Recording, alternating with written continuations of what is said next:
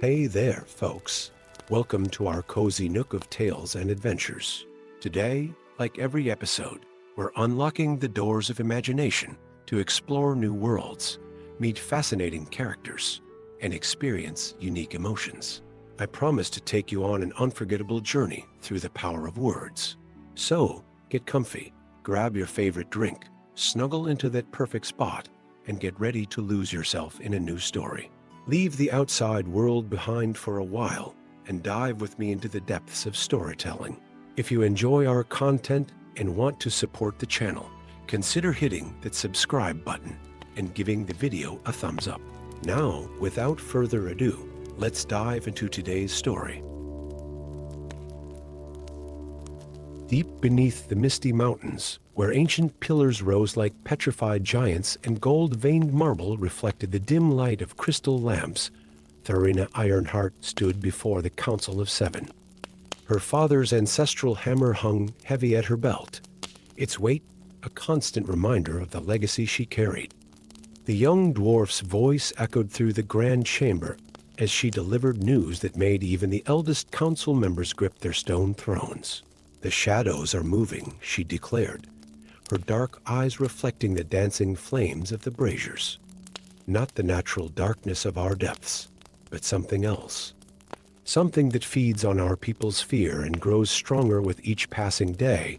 The council chambers of New Khazad-diem, built far from the ancient halls of Moria, had served as a sanctuary for centuries. Yet now, whispers of an encroaching darkness threatened their refuge.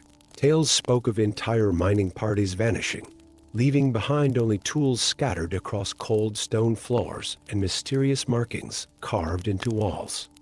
Thurina knew the truth that the council feared to acknowledge. These shadows were but harbingers of something far worse. During her nightly patrols as a member of the Deep Guard, she had witnessed the darkness taking form, writhing masses of shadow spawn that seemed to seep through the very rock itself. But it was what lay beyond them that truly haunted her dreams. Glimpses of the Balrog of Moria, its form both terrifying and somehow different from the tales of old. Despite the council's initial resistance, Thurina's evidence proved irrefutable. Ancient wards carved into the deepest tunnels had begun to fade, their protective runes dimming like dying stars. The shadow spawn grew bolder, their attacks more coordinated.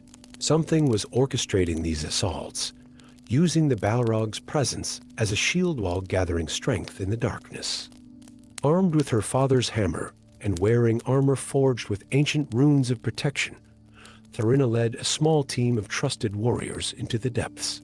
Among them was Cori Runweaver, a dwarf sage whose knowledge of ancient lore proved invaluable, and Dane Stonefoot, a veteran warrior whose axe had tasted shadow spawn blood more times than he could count.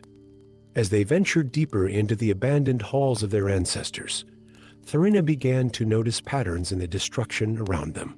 The Balrog's flames, said to be instruments of pure chaos and legend, seemed to form barriers not to trap, but to contain. The beast's movements, tracked through centuries of dwarvish records, revealed not random destruction, but a pattern, as if it were pacing the boundaries of an invisible prison. Their breakthrough came in a forgotten library, its shelves still lined with texts that had survived the ages. Cori discovered manuscripts dating back to the First Age, speaking of the Balrogs not simply as demons of shadow and flame, but as corrupted Mire divine spirits, whose original purpose had been to protect and guide. The texts hinted at a deeper truth, that some Balrogs, in their final moments before corruption, had managed to preserve a fraction of their original nature. The shadow spawn attacked as they pieced together this revelation, pouring from cracks in the walls like living ink. In the chaos of battle, Thurina found herself separated from her companions, driven deeper into the ancient halls. The shadows herded her, their movements deliberate, until she stood before a great chasm, and there, wreathed in flames that cast no heat, waited the Balrog of Moria. But as the creature rose before her, Thurina saw what generations of her people had missed. The flames that surrounded it pulsed with a rhythm like a heartbeat, and in its eyes burned not just fury, but an ancient sorrow. The shadow spawn dared not approach, held at bay by the very fire they had sought to exploit. Drawing upon courage she didn't know she possessed, Thurina raised her father's hammer, not to strike, but in a gesture of truth that transcended language. The runes upon its head began to glow, resonating with something deep within the Balrog's flames. In that moment, she understood. The beast's eternal vigilance was not a prison sentence, but a choice. It had remained in Moria not to destroy, but to contain the shadow spawn, preventing them from spreading to the world above. Through a connection forged of ancient magic and newfound understanding, Thurina learned the truth. The shadow spawn were fragments of a darker power, one that had been sealed away in the depths of Moria ages ago. The Balrog, in a final act of defiance against its own corruption, had taken up the mantle of guardian, using its flames to maintain the ancient seals. Now, as those seals weakened, the Balrog needed help to reinforce them. With Thurina's knowledge of dwarven craftwork and the Balrog's primordial power, they could forge new bonds to contain the darkness. But such a task would require trust between ancestral enemies, and a price paid in both flame and blood. The reunion with her companions brought both joy and skepticism. Cori's ancient texts supported her incredible discovery, while Dane's warrior instincts warned of deception. Yet as more shadow spawn emerged from the depths, the choice became clear. They would need to trust in this impossible alliance. Working together, Dwarf and Balrog began the ritual of renewal. Thurina's hammer rang against ancient stone as she carved new wards, while the Balrog's flames tempered them into unbreakable bonds. The shadow spawn launched their final assault, desperate to prevent their imprisonment, but they found themselves caught between dwarvish steel and purifying fire. In the battle's decisive moment, Thurina understood that completing the seals would require a sacrifice. The Balrog's flames, though powerful, needed an anchor in the mortal world. Without hesitation, she offered her father's hammer, an artifact of dwarven mastery and family legacy, to be transformed into a keystone for the new wards. As hammer and flame merged, the seals flared to life with unprecedented power. The shadow spawn screamed in defeat as they were driven back to their prison, their darkness contained behind barriers of stone and fire. The Balrog, its purpose renewed, took up its eternal watch once more, but now with an ally in the dwarves of New Khazad-dûm. Thurina emerged from the depths changed, bearing a blade forged from her father's hammer, now marked with runes of flame. She had gained not just a weapon, but a responsibility to ensure that future generations understood the truth about the Balrog of Moria, and to maintain the alliance that protected both deep places and surface realms from an ancient darkness. In the halls of New Khazad-dûm, the tale of Thurina Ironheart and the Guardian of the Deep became legend, and in the profound darkness of Moria's ancient chambers, the Balrog's flames burned on not as a signal of destruction, but as a beacon of unlikely hope and the enduring power of redemption. Story 2. In the twilight halls of the Arcane Academy's forbidden library, where dust motes danced like fallen stars in shafts of moonlight, Valinor traced ancient runes with trembling fingers. The exiled mage's silver hair gleamed as he hunched over a weathered tome, its pages crackling with age and barely contained power. 20 years of banishment had carved deep lines into his face, but his eyes burned with the same intensity that had once made him the Academy's most promising scholar. The text before him, written in a script so old it predated the First Age, spoke of something that challenged everything he had ever learned about the Balrog of Moria. These weren't just the ravings of a mad scholar, they were detailed observations from one of the first witnesses to the great demon's emergence. And hidden within those observations lay a truth that could change everything. The Balrog carried within its corrupt form a fragment of all as sacred flame, the very fire used to forge the world. Valinor gathered his meager possessions, a staff of blackened wood, carved with runes of power, a crystal that held memories of his past glory, and the ancient tome that had set him on this path. The guards of the academy's lower levels barely glanced at the hunched figure that shuffled past them, just another disgraced mage seeking knowledge in forbidden places. None recognized the man who had once been their most celebrated instructor. The journey to Moria tested every skill he had acquired during his exile. Shadow wolves stalked his path through the dark wood, their eyes gleaming with hungry intelligence.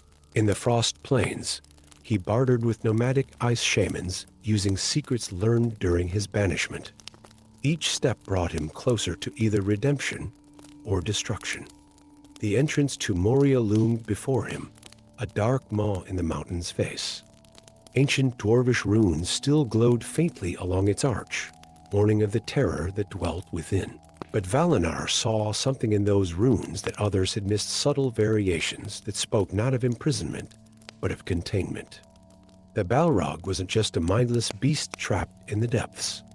It was a guardian, though of what, he had yet to discover. Deep in the halls of Moria, where the air itself seemed to pulse with ancient power, Valinar began his real work. He set up a circle of crystals, each one attuned to a different aspect of the sacred flame. The tome had spoken of resonances, of ways to detect the pure fire of creation, even when corrupted by darkness. As he worked, he felt the temperature rising, not with the raw heat of destruction, but with something deeper, more primordial. The Balrog's approach was heralded not by roars or flames, but by a deep thrumming that seemed to emanate from the very stones. When it appeared, wreathed in shadow and fire, Valinar saw what countless warriors and heroes had missed. Beneath the corruption, beneath the layers of darkness that had transformed it from Maya to monster, pulsed a core of pure golden light. But as Valinar prepared the ritual that would extract this sacred essence, something unexpected happened. The Balrog's flames parted like a curtain, revealing glimpses of what lay behind them, images of an ancient evil, bound and sealed beneath Moria's foundations. The fragment of all-S flame wasn't a chance remainder of the Balrog's original nature. It was a key component of the bonds that held something far worse at bay. The realization hit Valinar like a physical blow. The Balrog remained in Moria not out of imprisonment or malice, but out of desperate necessity. The corruption that had transformed it had also bound it to its sacred duty, containing an evil that would make even the darkest of Morgoth's servants seem pale in comparison. As if summoned by his understanding, the creature in the depths began to stir. The floor cracked beneath Valinar's feet, and from those cracks seeped a darkness deeper than any shadow, a void that threatened to consume all it touched. The Balrog's flames flared brighter, forming barriers of fire that pushed the darkness back. In that moment, Valinar faced a choice that would define more than just his own redemption. He could proceed with his original plan, extract the sacred flame, and perhaps restore his reputation at the cost of unleashing an unspeakable evil. Or he could use his knowledge, his power, and his understanding to help strengthen the very bonds he had come to break. The decision crystallized in his mind with surprising clarity. 20 years of exile had taught him humility, had shown him that the pursuit of knowledge must be tempered with wisdom. With trembling hands, he began to reshape his ritual circle, turning it from a tool of extraction to one of reinforcement. The Balrog, sensing his change of intent, joined its power to his. Together, they began to reforge the ancient seals. Valinar's mastery of forbidden magics, combined with the creature's primordial strength, created bonds that glowed with a light not seen since the world's forging. The darkness retreated, howling in rage and frustration. As the last seal fell into place, the Balrog turned its gaze upon Valinar. In its eyes, he saw not the mindless fury of legend, but a deep and ancient intelligence. It raised a flame-wreathed hand, and from within its fires emerged a small, crystalline object, a shard of pure light that had once been part of all as sacred flame. Valinar understood the gift's significance. This wasn't the redemption he had sought, but perhaps it was the redemption he needed. The crystal would serve as proof of his discovery, not of the Balrog's weakness, but of its strength and sacrifice. Emerging from Moria, Valinar was changed. His hair had turned pure white, and his eyes now held flecks of gold that gleamed in the darkness. He returned to the Arcane Academy, not as a supplicant seeking readmission, but as a guardian of a truth far more important than personal glory. In the years that followed, Valinar established a new order within the Academy, the Keepers of the Sacred Flame. Their purpose was not to study the darker arts, but to understand the complex balance between light and shadow, and to remember that sometimes what appears most corrupt may serve the noblest purpose. And deep in Moria, the Balrog continued its eternal vigil, its flames burning not with destructive rage, but with the pure purpose of containing an ancient evil.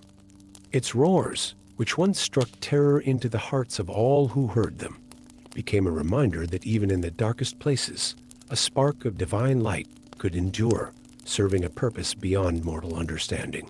Story 3. Moonlight cascaded through the crystal spires of Luminara, the last citadel of the Light Lords, casting prismatic shadows across Princess Miriel's chambers.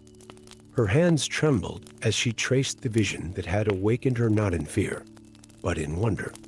The seeing pool in her private sanctuary still rippled with the aftermath of the most extraordinary revelation in an age.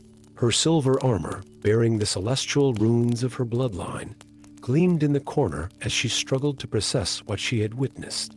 The Balrog of Moria, terror of the deep places, was not what generations of scholars had believed. In her vision, she had seen its creation not as a demon of shadow and flame, but as a sentinel bound by ancient magic to contain something far worse beneath the mountains. Dawn found her striding through the hall of eternal light, her footsteps echoing off walls adorned with tapestries depicting her ancestors' greatest deeds. The Council of Luminara had assembled elderly elves whose eyes held the wisdom of millennia, alongside the grizzled warriors who had defended their realm's borders for centuries. "The seals are failing," Miriel declared, her voice carrying the weight of prophecy. Not just the physical barriers of Moria, but the magical bonds that have held for ages. "What dwells beneath seeks to break free," Elder Celebrindle, his face bearing the marks of battles fought before Miriel's birth, leaned forward on his crystal throne. "Speak plainly, child. What have you seen?" Through the power of her ancestral gift, Miriel projected her vision into the chamber's heart. The air shimmered with images of the Balrog's true purpose, a warrior of the Valar, volunteering for eternal corruption, to stand guard over an ancient evil. The council watched in stunned silence as the truth unfolded before them. But time was short. Already, dark forces gathered at Moria's sealed gates. Shadow wraiths, led by the mysterious Void Caller, sought to break the very bonds the Balrog maintained. Miriel knew they needed allies, not just the traditional alliances of elves and men, but forces long considered enemies. Her first step was the most difficult. Traveling to the obsidian halls of the Deep Dwellers, Miriel faced King Thorin Stoneheart. The Dwarf King's initial rage at an elf in his halls turned to grim understanding as she revealed the truth about his people's ancient home. The dwarves had not lost Moria to a demon, but to a necessary guardian. Next came the Shadow Walkers, outcasts who had learned to harness the power of darkness without succumbing to it. Their leader, Raven, a woman whose face was half hidden by living shadows, recognized the gravity of Miriel's warning. If the evil beneath Moria escaped, even the darkness they commanded would be consumed. The alliance that formed was unprecedented. Elven lightweavers worked alongside shadow-walking assassins. Dwarven runesmiths forged weapons enhanced by both radiant and dark magics. Even the great eagles of the mountains, sensing the growing danger, pledged their aid. As they prepared for battle, Miriel spent long hours studying ancient texts in Luminara's forbidden archives. The evil beneath Moria had a name, though speaking it was said to invite madness, void heart, a fragment of the primordial darkness that existed before creation itself. The Balrog's flames weren't meant to destroy, but to push back this endless void. The assault came sooner than expected. The Void Caller's forces struck at dawn, their dark magic attempting to shatter the mountain's ancient wards. Miriel led her unlikely army into battle, light and shadow working in harmony for the first time since the world's creation. The fight to reach the Balrog's chamber was desperate. Shadow wraiths clashed with shadow walkers, while elven archers rained arrows of pure light upon void-twisted creatures. Dwarven warriors, their weapons glowing with runic power, held the line against waves of darkness. Finally, Miriel stood before the Balrog itself. In its flames, she saw not mindless destruction, but purpose, a warrior's determination that had endured countless ages. Through her gift, she established a connection, sharing her vision of alliance and hope. The Balrog's response shook the mountain. Its flames, usually orange and red, blazed with colors unseen since the First Age. It recognized in Miriel a kindred spirit, another, being willing to sacrifice everything to protect the world above. Together, they descended to the deepest vault, where the seals containing the Void Heart were weakest.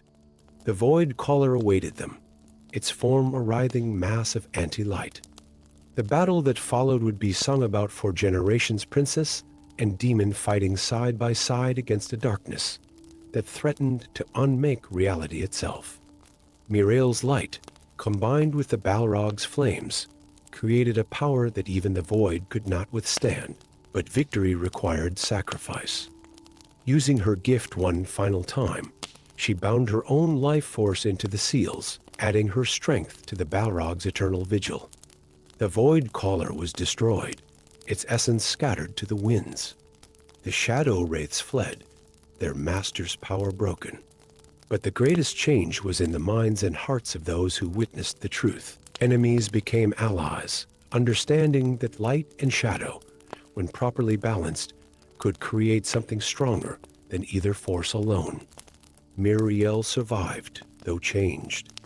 Her once golden hair now shimmered with streaks of living flame, and her eyes held depths that reminded others of the Balrog's ancient wisdom. She established a new order, the Guardians of the Balance, dedicated to maintaining the alliance between all forces willing to defend against the Void. In the depths of Moria, the Balrog continued its watch, no longer alone in its sacred duty. Regular expeditions of dwarves, elves, and shadow walkers brought supplies and news from the surface, maintaining the bonds of friendship forged in battle. And in Luminara's great hall, a new tapestry was woven not of enemies vanquished, but of unlikely allies standing together against the darkness. At its center stood Miriel and the Balrog, their combined power holding back the Void, a testament to the truth that salvation often comes from the most unexpected sources. Story 4. The forge fires of new caused cast dancing shadows across the workshop walls, as young Durin Flamebeard worked the bellows, his skilled hands shaping metal with practiced precision. The only son of the clan's master blacksmith, he had inherited not only his father's craft, but also his stubbornness, a trait that would soon prove both blessing and curse. The first signs of the obsidian curse had appeared 3 months ago. A minor noble turned to gleaming black stone while examining ancient manuscripts in the library. Then a merchant frozen mid-bargain in the marketplace. Now, every week brought news of another dwarf transformed into an eternally frozen statue, their faces caught in expressions of surprise or terror. Durin discovered the medallion while exploring the abandoned eastern mines, searching for rare metals to forge into weapons against the curse. It lay half buried in centuries of dust, its surface etched with runes so old they predated the kingdom itself. As his fingers closed around the ancient artifact, searing visions flooded his mind. He saw through eyes of flame and shadow, experiencing fragments of memories that belonged to the most feared creature in dwarven history, the Balrog of Moria. The visions came without warning after that. One moment, he would be hammering at his anvil. The next, he would be soaring through vast caverns on wings of fire, or watching ancient dwarfs carve runes of power into chamber walls. Most disturbing were the glimpses of a ritual performed millennia ago, dwarven kings and elven sages working together to contain something dark and ancient, something that now seemed to be breaking free. When Durin brought his discovery to the Council of Elders, he found only skepticism and fear. The medallion is cursed, they declared. It must be destroyed before it corrupts you, as the Balrog corrupts all it touches. But Durin had seen truth in those burning memories. The Balrog's flames weren't meant to destroy, they were containing something far worse. Something connected to the obsidian curse slowly claiming their people. In secret, Durin began studying the ancient texts, comparing what he saw in his visions to historical records. His closest friend, Nori Stonescribe, helped him translate manuscripts that hadn't been read in generations. Together, they discovered references to a shadow plague that had once threatened to turn all dwarves to stone. The cure, it seemed, lay in understanding the very creature they had feared for so long. The decision to enter Moria wasn't made lightly. Durin knew the tale's no dwarf who ventured into those cursed halls had returned in centuries. But as more of his people succumbed to the curse, including his own mother, now a black statue in their family's great hall, he knew he had no choice. Nori insisted on accompanying him, along with Kara Ironfist, a warrior whose brother had been among the first victims. They slipped away during the Feast of the New Moon, carrying only what they could bear: weapons, supplies, and the medallion that burned against Durin's chest with increasing urgency as they descended into the ancient depths. The halls of Moria were both familiar and alien to Durin. His visions had shown him these corridors as they once were, filled with light and life. Now they stood silent, save for the whisper of ancient air through stone passages. The medallion guided them deeper, its runes glowing brighter as they approached the Balrog's domain. They found the great beast in a vast chamber whose ceiling was lost in darkness. But rather than the mindless demon of legend, Durin saw through the medallion's power what his ancestors had missed. The Balrog's flames formed intricate patterns, maintaining seals that contained an ancient darkness. The obsidian curse was this darkness leaking through, turning living flesh to stone, just as it had attempted to do millennia ago. Communication with the creature was possible through the medallion's magic, though each contact left Durin drained and shaking. The Balrog shared its knowledge how the dwarves of old had worked with it to contain the darkness, how the seals were failing, and how they could be renewed through a combination of dwarven crafting and primordial fire. But the cost would be high. The ritual required a master craftsman to forge new seals, ones that would need to be tempered in both forge fire and the Balrog's flames. The process would forever change the smith, marking them with traces of that ancient power. Durin, with his inherited skill and connection through the medallion, was the only one who could attempt it. The forging took 3 days and 3 nights. While Nori and Kara defended against shadow creatures drawn to their work, Durin crafted seals of mithril and steel, each one inscribed with runes that combined dwarven craft with the Balrog's primordial knowledge. The creature's flames wreathed him as he worked, and gradually, his beard began to shimmer with traces of living fire. The final seal required more than metal and fire. It needed a willing sacrifice of blood from one touched by the curse. Kara stepped forward, offering the blood of her cursed brother, carried in a crystal vial. As the combined power of dwarven craft, ancient magic, and sacrificial blood took hold, the chamber filled with light that drove back the shadows. Throughout New Khazad, the obsidian statues began to crack. Living flesh emerged from stone prisons as the curse's power was broken. Durin's mother was among the first to awaken, though like many survivors, she would forever bear streaks of black crystal in her skin. When Durin and his companions returned to their people, they brought not just the cure, but a new understanding. The Balrog remained in Moria, but now as an acknowledged ally rather than a feared enemy. Durin, his beard now permanently streaked with flame-like light, established a new order of craftsmen dedicated to maintaining the seals and preserving the knowledge won at such cost. The medallion hangs now in the great forge of New Cosset, its runes still glowing faintly. Sometimes young dwarves claim they can hear whispers from it, ancient secrets of craft and flame, passed down from a time when dwarves and Balrog worked together to save their people from the darkness that would turn them all to stone. And in the depths of Moria, the Balrog continues its vigilant watch, its flames burning not with destruction, but with purpose, a reminder that ancient enemies may become the most powerful allies in the face of greater threats. Story 5. In the ethereal halls of Silvermist, where ancient elvish prophecies danced like living light across crystal walls, Captain Ethra of the Twilight Guard stood frozen before a newly revealed text. The scroll, its edges crumbling with age, had emerged from a hidden chamber during the last full moon. Its contents challenged everything known about the greatest terror of the deep places. The prophecy spoke not of one Balrog, but three, the trinity of flame, created by the Valar themselves as guardians against a nameless horror that predated the shaping of Middle-earth. Each Balrog embodied a different aspect of primordial fire: creation, preservation, and transformation. Their corruption hadn't been random, but a calculated sacrifice to bind them eternally to their sacred duty. As if summoned by this revelation, reports began arriving from the borderlands. Strange creatures emerged from forgotten caves and abandoned mines, beings of pure void, their very presence causing reality to unravel. Plants withered at their touch, and animals fled before their advance. Most disturbing were the accounts of elves who encountered them. Those who survived spoke of feeling their very souls begin to fray.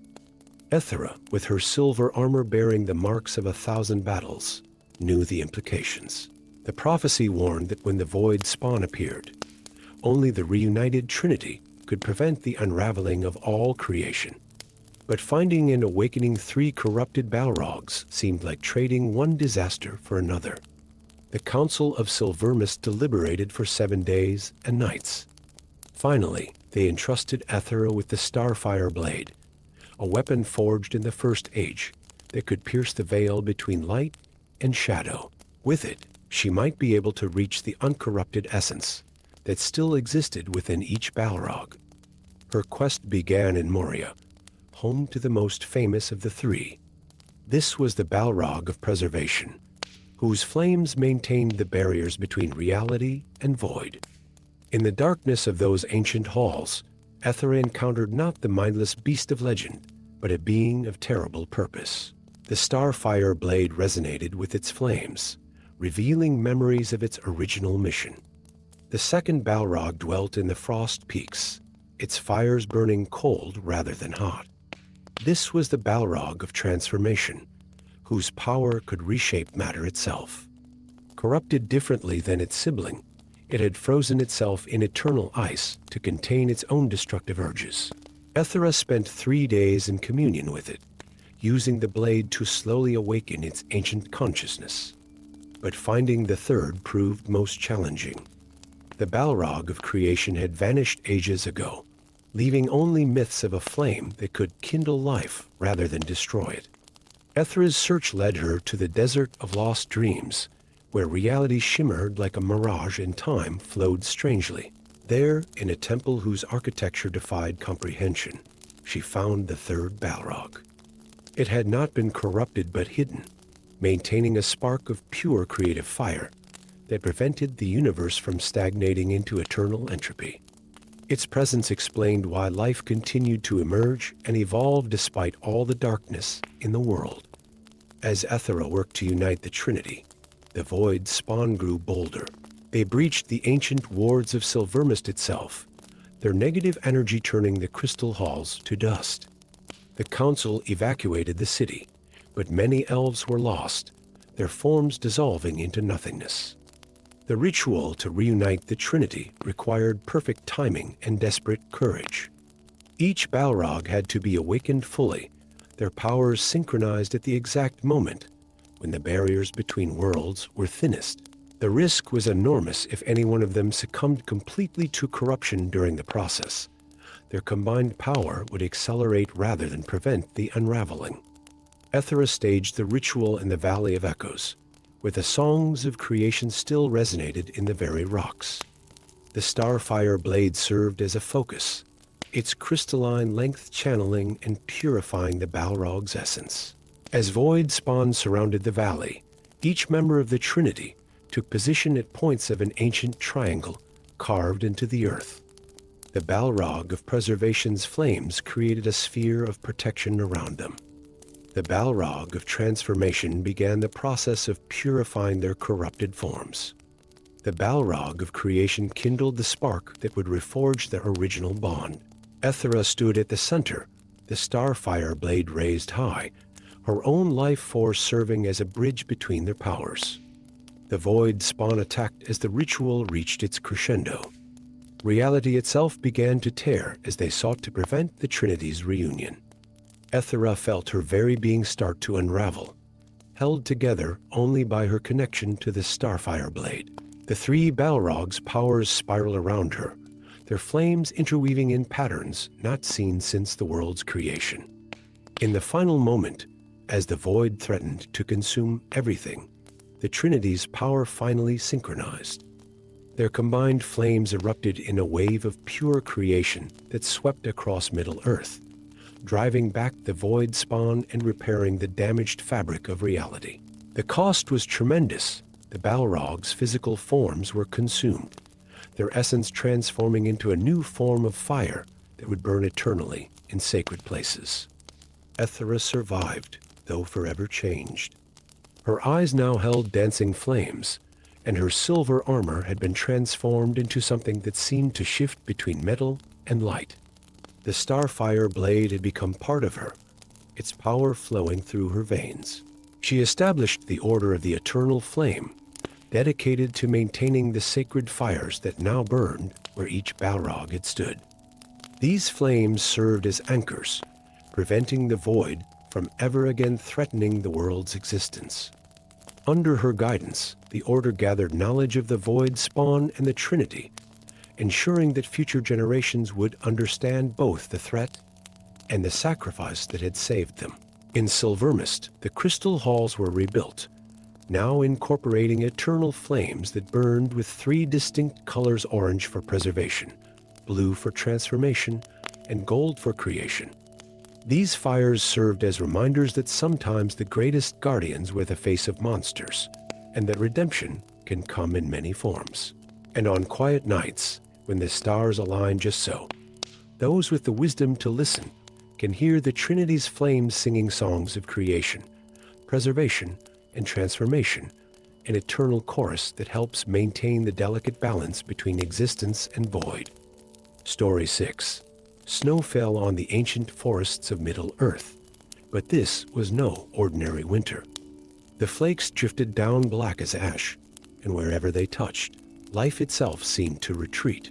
Valandril the Wanderer stood at the edge of the woods, his weather-worn gray cloak billowing in the bitter wind as he studied the darkening sky with eyes that had witnessed 3 ages of the world.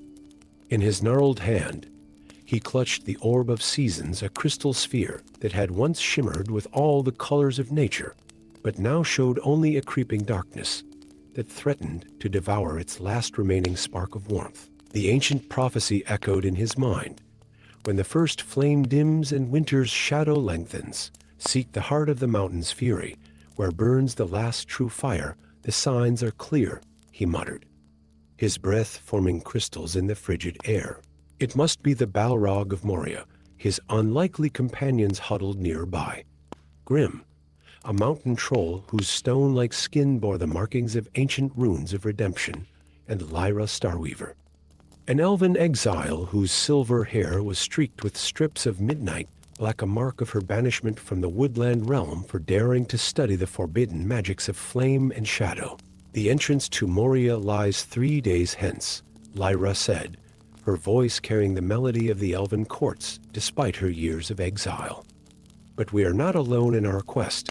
She nodded toward the horizon, where dark figures moved against the gathering gloom. The frost cult Grim rumbled, his deep voice like stones grinding together. They seek the Balrog's flame to freeze it.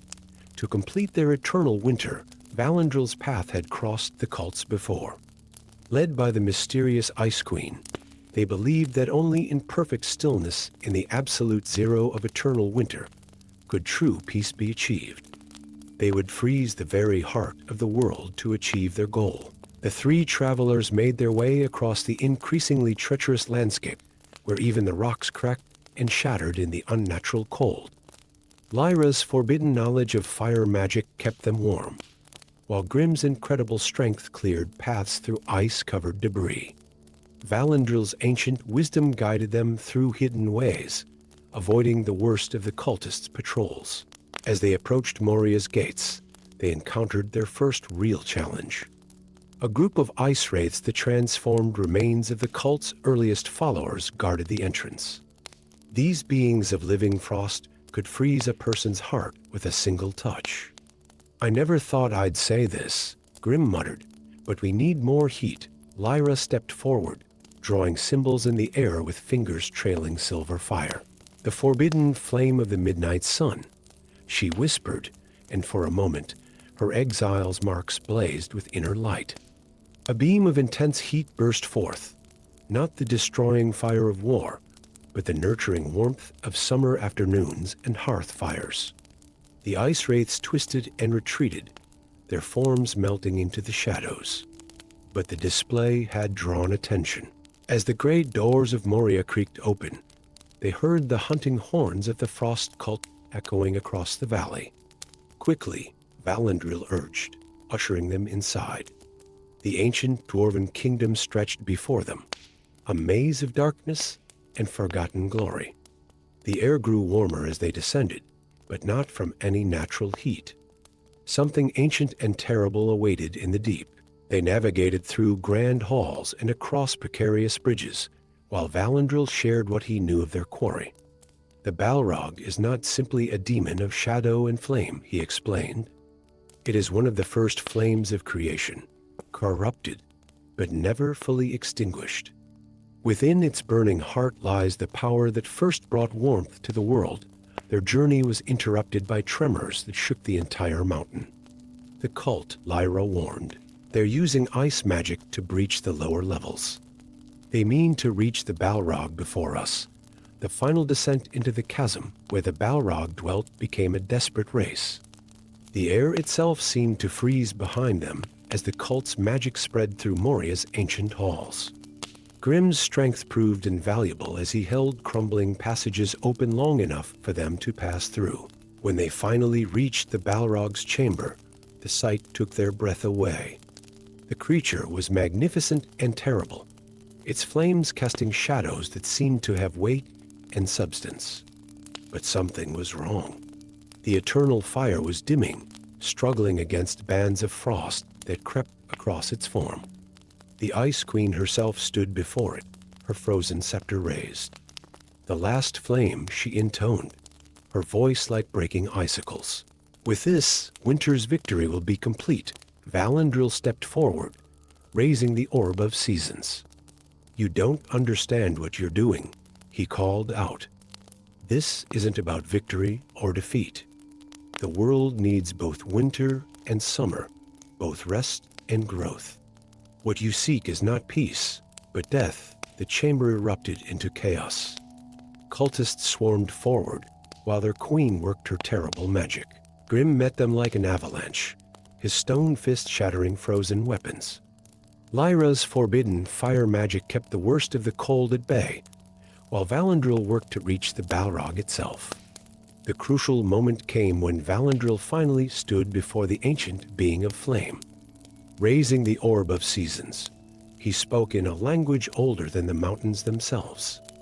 The Balrog's eyes met his, and for a moment, all combat ceased. Understanding passed between them. The Balrog was indeed one of the first flames, and it recognized in Valandril a wisdom that echoed from the world's beginning. With a roar that shook the foundations of the earth, it threw off the Ice Queen's freezing bonds. But instead of destruction, what followed was transformation. The Balrog's flame spread through the Orb of Seasons, restoring its rainbow luminescence. The fire changed, becoming something purer, closer to its original purpose as one of creation's first lights. The Ice Queen's power shattered, her followers fleeing as warmth returned to the world above. Where the Balrog's new flame touched the black snow, natural white flakes fell instead, transforming the unnatural winter back into the natural cycle of seasons. Valandril, Lyra, and Grimm emerged from Moria into a world already beginning to thaw. The Balrog remained below, but its fire now burned as it was meant to not as a force of destruction, but as one of the eternal lights that kept the world in balance. The prophecy spoke true, Valandril said, watching as normal snowflakes melted on his outstretched hand. The last flame wasn't meant to be captured or destroyed, but remembered. Sometimes the greatest wisdom lies not in changing what we fear, but in understanding its true purpose. Lyra's exile marks had faded, transformed by her contact with the purified flame. Grimm's runic markings now glowed with a warm inner light. They had each found something more than they sought in the depths of Moria, not just salvation for the world, but understanding of the delicate balance that kept it turning through darkness and light, winter and summer. Forever renewed by the eternal dance of opposing forces brought into harmony. Story 7. The dreams always began with fire. Not the destructive infernos that had claimed so many lives in the wars of Middle-earth, but something older, purer, a flame that sang of creation itself. As Kara would wake from these visions with her skin gleaming like molten copper, ancient words and forgotten tongues dying on her lips. As the last living descendant of the Firefaith clan, she carried within her veins a legacy few remembered and fewer understood. Her ancestors had been the first flame tamers, those who had learned to speak with the primordial fires that had shaped the world. But now, as darkness crept across the lands and an ancient curse threatened to turn all free peoples into shadows of their former selves, that heritage called to her with increasing urgency. The curse had begun subtly enough, dreams turning to nightmares, joy fading to melancholy, and finally, people starting to fade like old paintings left in the sun. The wise ones called it the dimming, and none of their arts could stop its inexorable spread. On this morning, as Azkara stood atop the ancient watchtower of Amon Sol, her grandmother's pendant burned against her chest with unprecedented intensity. The artifact, a crystal tear filled with what appeared to be living flame, had been passed down through generations of her family. Now it pulls with a rhythm that matched her heartbeat, pointing like a lodestone toward the distant peaks of the Misty Mountains. It was always meant to lead you there, came a voice behind her. Turning, she found Eldric the Grey, one of the few remaining lore masters who still remembered the true history of her people. His ancient eyes held both wisdom and worry. To Moria, as Kara said, not a question, but a revelation. To the Balrog, your dreams are no coincidence. Child of flame, Eldric replied, his weathered hands gripping his staff of twisted heartwood. The Balrog was not always a creature of shadow. Once it was Narya's champion, a guardian of the sacred fires of creation. Its fall was not a simple tale of corruption, but a sacrifice few understand. As Eldric spoke, the pieces began falling into place: her dreams, the curse of the dimming, her family's mysterious connection to fire. The Balrog chose imprisonment. She whispered, understanding dawning like the first light of day. It became a cage for something worse. Yes, Eldric nodded gravely. And now that prison weakens, the dimming is merely the first sign of what's to come. Only one of the old blood, a true flame speaker, can hope to complete the ritual of renewal. The journey to Moria was perilous, but Azkara did not travel alone. Besides Eldrick, she was joined by Corrigan, a dwarf smith whose enchanted weapons could harm creatures of shadow, and Silveria, an elf scout whose songs could light the darkest paths. Each had seen the effects of the dimming in their own peoples and understood the stakes of their quest. As they descended into the ancient dwarven kingdom, Oscar's pendant burned brighter, its flame casting shadows that seemed to whisper secrets in languages long forgotten. The deeper they went, the more her blood sang with recognition, as if every beat of her heart echoed through the very stones of Moria. They encountered the first signs of the weakening prison in the form of shadow wraiths, not the 9 of ancient legend, but new ones, freshly created from victims of the dimming. These beings attacked not with weapons, but with despair itself, trying to draw the light from their very souls. Silveria's songs kept the worst at bay, while Corrigan's blessed weapons could disperse their forms temporarily. But it was Askara who discovered she could do more with a touch and a word in the ancient tongue of flame. She could restore these lost souls to their true forms, the shadow burning away like mist in morning sun. Finally, they reached the bridge of Khazad-diem, where the Balrog awaited. The sight of it stole Oscar's breath, not with terror, but with recognition. Through her flame-blessed eyes, she saw past its fearsome exterior to its true nature, a being of pure creative fire, wrapped in chains of shadow it had voluntarily taken upon itself. The ritual required both willing participants, the Guardian and the Flame Speaker, to renew the seals that held back an ancient darkness. But as they prepared, something stirred in the depths below, something that had waited millennia for this moment of vulnerability. The chamber erupted into chaos as tentacles of pure darkness burst from the abyss, seeking to prevent the ritual's completion. Corrigan and Silveria fought desperately against these manifestations of the void, their weapons and songs creating a perimeter of light around Askara and the Balrog. Eldrick revealed his true power then, his staff blazing with white fire as he spoke words that held the darkness at bay. "Complete the ritual," he cried. "The prison must be renewed." Askara stepped forward, her pendant now floating before her, its flame joining with her blood song. The Balrog knelt, not in submission, but in recognition of their shared purpose. As she placed her hands upon its burning form, she felt no pain, only connection to something vast and ancient. The words came to her then, not from memory, but from the very essence of fire itself. As she spoke them, her blood ignited, not destroying, but transforming, making her a living channel for the original flame of creation. The Balrog's own fire responded, purifying, but not diminishing, as together they rewove the bindings that held back the void. The darkness fought back with all its might, but it could not match the power of willing sacrifice and ancient purpose combined. With a sound like the birth of stars, the ritual completed, sending a wave of pure creative fire throughout Moria and beyond. When vision returned, Askara found herself changed. Her skin now bore markings like flowing lava, a permanent reminder of her connection to the primordial flame. The Balrog, too, had transformed, still fearsome, but now with an undeniable nobility, its purpose restored and refined.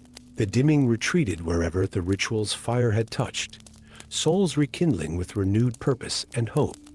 Though the Balrog would remain in Moria, continuing its eternal vigil, it was no longer alone. Askara had become something new, a bridge between the ancient fires and the modern world, a guardian of the flame that created rather than destroyed. As she and her companions emerged from Moria, Askara looked back one last time at the gates of the ancient kingdom. She knew she would return, for the burden of renewal would pass to each generation of her line. But it was no longer a burden of fear and shadow, but one of purpose and light. "The oldest fires," she said to her companions, her voice carrying echoes of both flame and wisdom, were never meant to destroy, but to create, to transform, to renew. Sometimes the greatest darkness is held back not by force, but by the willing sacrifice of those who understand the true nature of light and in the depths of Moria, the Balrog's flames burned on. No longer a sign of terror, but a beacon of hope, guarding the world from shadows yet to come. Story 8. In the deepest chamber of Khazad-dûm, where even the bravest dwarven miners feared to delve, Durin VIII discovered an ancient truth that would shake the foundations of Middle-earth. His torch-illuminated writings that had not seen light for thousands of years, runes carved not by dwarven hands, but by something far older. The crown of Moria's king felt heavy upon his brow as he translated the ancient script, his heart growing colder with each word. The Balrog, that ancient terror of his people, was not merely a demon of shadow and flame, it was a warden, holding at bay something that made its own terrible power seem pale in comparison. The writings spoke of the Void King, a being that existed before the shaping of Arda, when darkness had no meaning because light had not yet been born. The Balrog's eternal vigil was all that kept this entity from awakening and unmaking the very concept of existence itself. As if responding to his discovery, tremors began shaking the ancient halls. Deep below, something stirred, not the familiar rumble of the Balrog's movements, but a sound like reality itself groaning in protest. The seal was weakening. Within days, Durin had summoned an unprecedented council in the restored upper halls of Khazad-dûm. Around a table of black marble sat representatives of all free peoples, LOTR of the elves, whose ageless eyes had seen the rise and fall of kingdoms.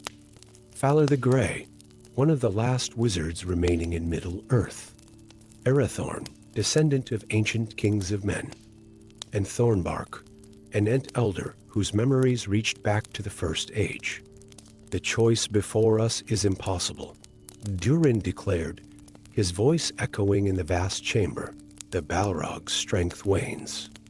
Soon, it must either be released from its vigil with all the destruction that implies, or we must face what it has been containing.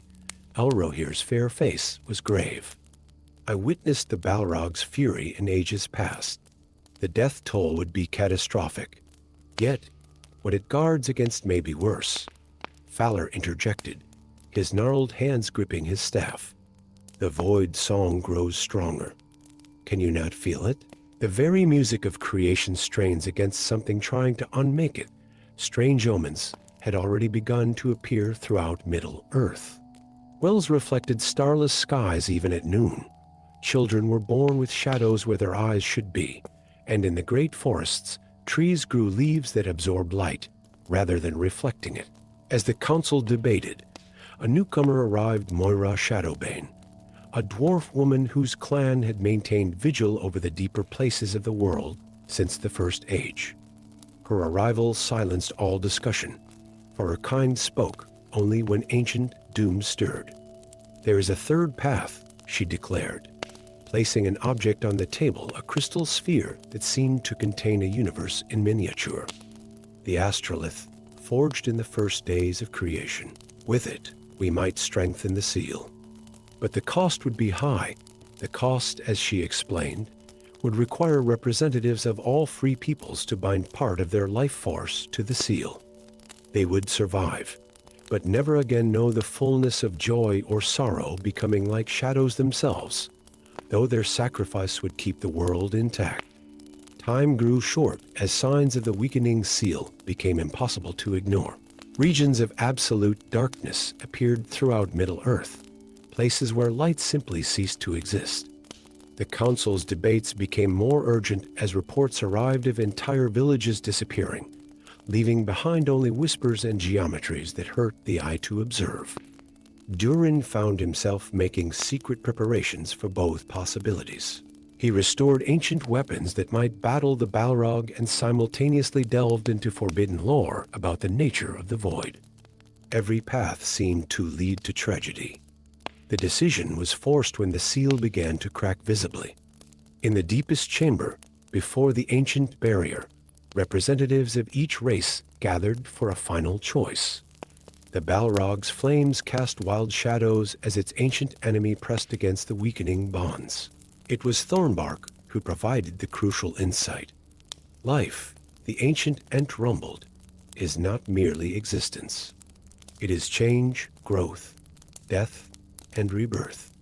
What lies beyond that seal represents stasis, the absence of all possibility. Better a world with the Balrog's fire than one without fire at all. The decision was made. Using the astrolith as a focus, each representative stepped forward to offer their contribution to strengthening the seal. Elrohir surrendered a measure of his immortality, his hair turning from silver to gray in an instant. Falar poured his wizardly power into the crystal, his staff crumbling to ash. Arathorn gave up the blessing of his ancient bloodline, becoming simply a man rather than an heir of kings. Thornbark offered centuries of stored sunlight, his mighty form becoming more tree-like and less animate. When it came to Durin's turn, he offered something unexpected, not his own life force, but the very kingship of Moria, embedding the ancient right of rule into the seal itself. The crown on his head dissolved like morning mist. The astrolith blazed with combined power of their sacrifices. The Balrog, recognizing the nobility of their choice, added its own flame to the working. The seal strengthened, not just imprisoning the Void King, but transforming the nature of its prison. What had been a barrier of mere force became something more, a boundary strengthened by the willing sacrifices of all free peoples. The cost was evident in the aftermath. Those who participated in the ritual were changed, carrying within them a touch of shadow that set them apart from their people. But they had saved something greater than themselves. They had preserved the very possibility of change, growth, and hope. Durin, no longer king, but perhaps something more important, established a new order dedicated to maintaining the seal. The Wardens of the Void, they called themselves, recruiting from all races those willing to sacrifice comfort for purpose. Years later, in the Chamber of Records, Durin completed the account of their choice, writing by the light of a crystal that contained just a spark of the Balrog's flame, a gift from their unlikely ally. His final words spoke not of loss, but of transcendence. We chose not between good and evil, but between existence and void. The Balrog burns still in the deep, no longer our enemy, but our shadow ally against a darker night. And if our joy is lessened, our purpose is strengthened. For in choosing to preserve the very possibility of choice, we found a deeper meaning than any crown could provide, and so the seal held, maintained by the sacrifices of the free peoples, and guarded by the very demon they had once feared above all others. In the depths of Moria, darkness and flame stood together against a greater darkness, a testament to the truth that sometimes the noblest choice is not between good and evil, but between existence and oblivion. Story 9. Moonlight filtered through the ancient trees of Lothlorien as Luma, daughter of Starlight, tracked the ORC raiding party that had dared to violate these sacred woods. Her bow, Shadowbane, hummed with anticipation, its string woven from her own silver hair and blessed by the last light of the Silmarils. The trail led not west toward the ORC strongholds, but east toward the forbidden gates of Moria. Something about their movements suggested not raid, but ritual. These were not common raiders, but followers of a darker purpose. As she trekked them through the night, memories of her mother's warnings echoed in her mind. Some treasures in the deep were never meant to be found, some truths never meant to be seen, but Luma had always believed that truth, no matter how dark, was preferable to comfortable ignorance. The ORCs disappeared into a hidden entrance to Moria, not the grand gates of legend, but a narrow crack that bore marks of recent excavation. Luma followed, her elven sight piercing the gloom as she descended through twisting passages that seemed to predate even the dwarven realm. The tunnel opened into a vast chamber that defied explanation. At its center stood a mirror unlike any she had ever seen, not of silver or glass, but of what appeared to be frozen starlight. The ORCs lay dead around it, their bodies twisted as if they had seen something that their minds couldn't comprehend. As Luma approached the mirror, its surface rippled like water in a midnight pool. Images began to form, not reflections, but visions of truth so pure they cut through millennia of assumption and prejudice. She saw the Balrog as it had been before its fall, a being of pure light, one of the Mire who had sung in the first morning of creation. She watched as it made a choice that had been misunderstood for ages, not a fall into darkness, but a voluntary sacrifice. By taking on a form of shadow and flame, it had prevented something far worse from entering the world. But the vision showed more. The Balrog's transformation was incomplete, its true nature trapped between light and shadow. Only a sacrifice of equal magnitude, the willing surrender of immortal light, could break the chain of corruption and restore balance. As if summoned by this revelation, tremors shook the chamber.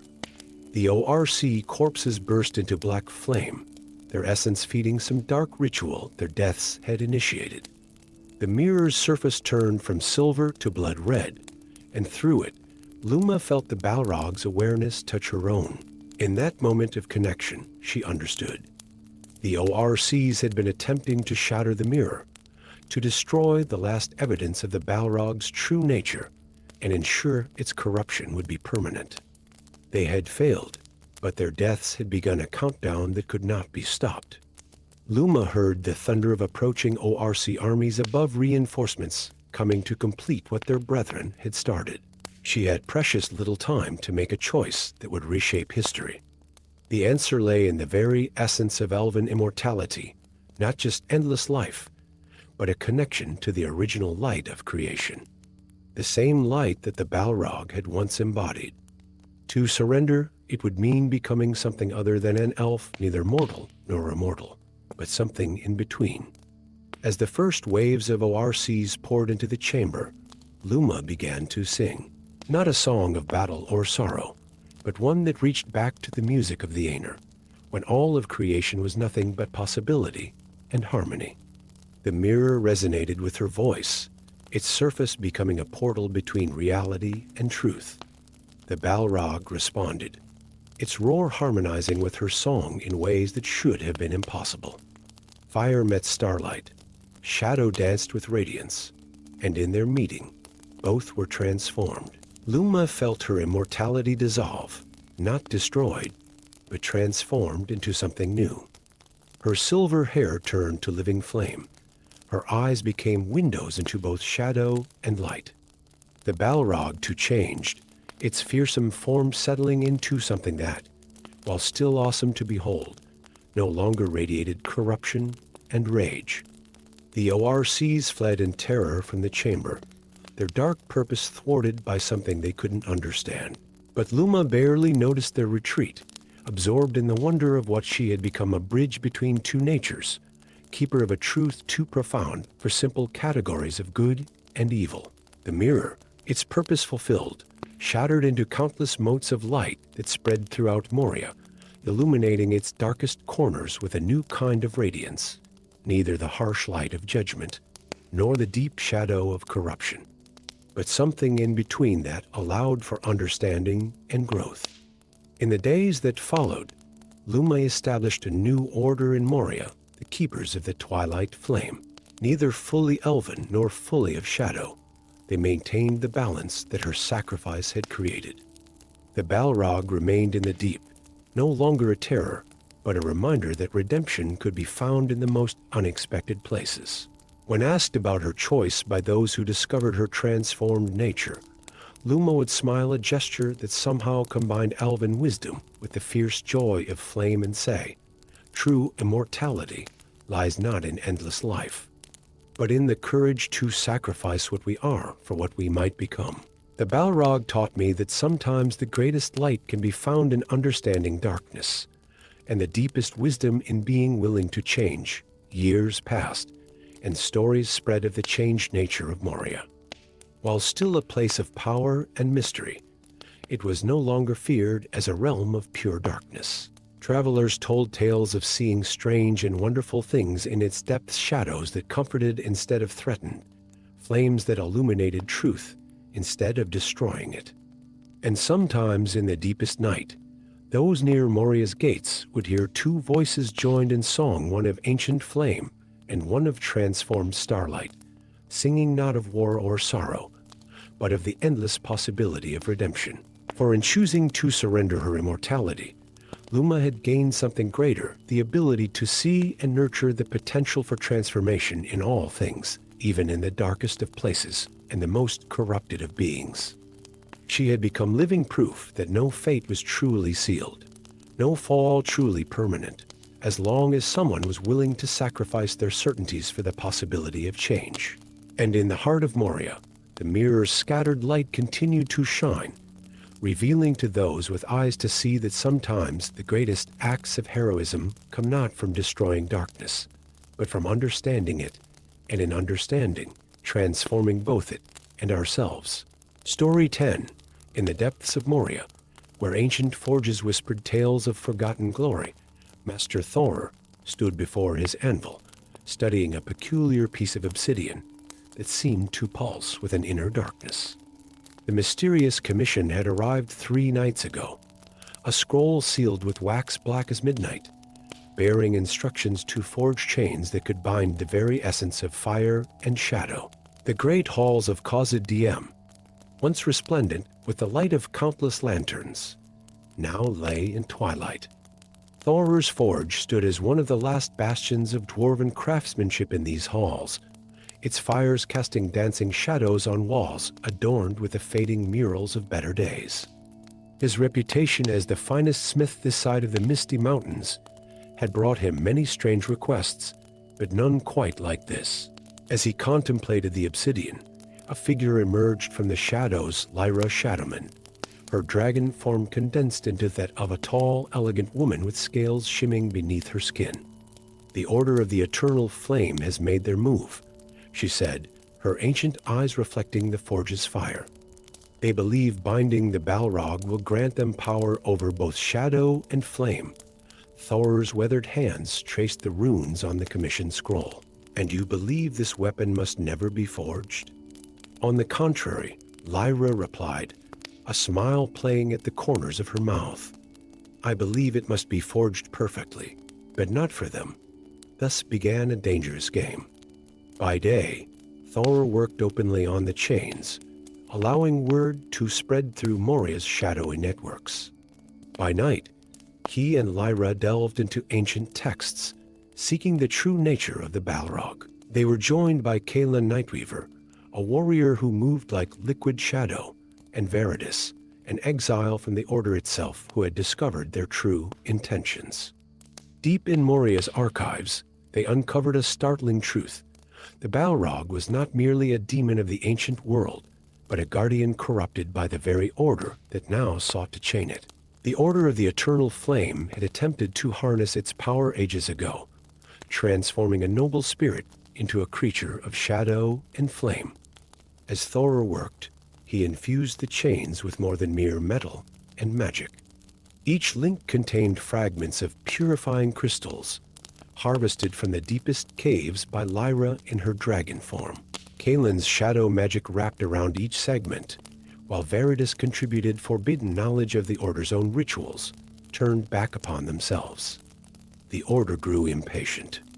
Their agents crept closer, watching the forge with hungry eyes.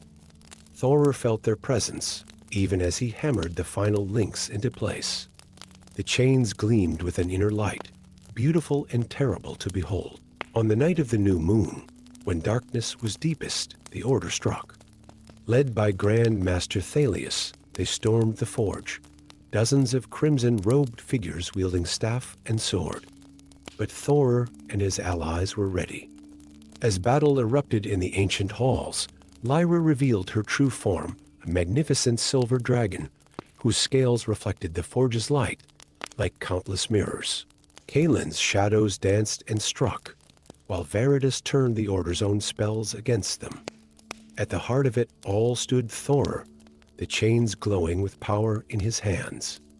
The battle led them deeper into Moria, down twisting stairs and through forgotten chambers, until they reached the chasm where fire and shadow dwelt. The Balrog rose before them, a creature of nightmare and ancient power, its whip of flame cracking against the stone. But as the Order moved to seize the chains, Thora revealed their true purpose. These were not chains of bondage, but of remembrance. When cast, they did not bind the Balrog, they illuminated it, revealing the noble spirit trapped within the corruption of centuries. The chamber erupted in chaos as the Balrog's true nature emerged. The Order's magic meant to control instead began to break. Their own centuries of corruption started to unravel. Grand Master Thalius screamed as his own dark powers turned inward, consuming him in flames of his own making. In that moment of truth, Thor stepped forward, holding the chains like an offering. The Balrog, for the first time in ages, stood still. Recognition flickered in its eyes of flame. The chains rose of their own accord, wrapping around the creature not to imprison, but to illuminate. With each link that touched its form, shadow and flame fell away like autumn leaves, revealing the majestic guardian spirit beneath. The order of the eternal flame broke and scattered, their powers failing as the very source of their corruption was cleansed. The few who survived fled into the depths, their centuries-long plot undone by a master smith who understood that true power lies not in chains that bind, but in those that set free. In the aftermath, as dawn's light penetrated the deep places for the first time in ages, Thor stood with his allies before the transformed being. No longer a Balrog, but a guardian once more. It bowed its radiant head to the unlikely heroes who had broken its chains, rather than forging new ones. Lyra, restored to her human form, placed a hand on Thor's shoulder. "You have forged more than chains today," she said softly. "You have forged a new beginning for Moria." Kalen melted from the shadows, his usual smirk softened by wonder. "And perhaps," he added, "a new beginning for us all." As word spread through the ancient halls of what had transpired in the deep, dwarves began to return to Moria. They found not a demon of shadow and flame, but a restored guardian and a master smith whose greatest creation was not the chains he forged, but the freedom they brought. Thor returned to his forge, but it was forever changed. Now, along with the ring of hammer on anvil, visitors would hear him tell the tale of how the greatest bonds are those that free us from our darkness, and how even the most fearsome shadows can hide a heart of light, waiting to be revealed by those with the wisdom to forge the right kind of chains. And in the depths of Moria, where ancient forges still whisper tales of glory, they say that sometimes, when the shadows grow long and the fires burn low, you can see the guardian's light and the glimmer of chains that set it free, reminding all who witness it that true mastery lies not in binding power, but in helping it find its way home.